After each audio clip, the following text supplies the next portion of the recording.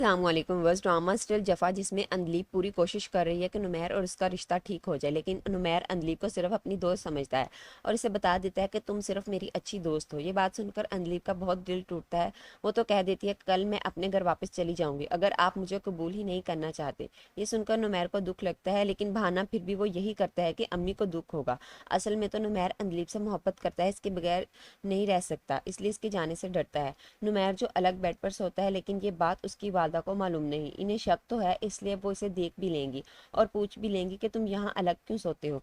तो नुमैर बहाना बनाने लगता है, तो इतने में अंदलीब बोल पड़ती है कि ऐसा नहीं है, वो मैं नुमैर से नाराज थी तो इसलिए ये अलग बेड पर सो गए। तो नुमैर की वालदा इसे ही डांटेंगी कि तुम्हें अपनी बीवी को मनाना चाहिए था, बजाय मनाने के तुम अलग होकर सो गए। बहुत बुरी बात है। नुमैर की काफ़ी क्लास भी लगाएंगी। अब नुमैर की वालदा ही होंगी जो नुमैर और अंदलीब का रिश्ता आपस में ठीक करेंगी।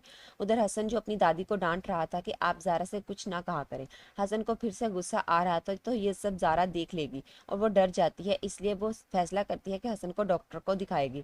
वो हसन से इस बारे में बात भी करती है कि मैं सोच रही थी कि आपको एक दफ़ा डॉक्टर के पास जाना चाहिए।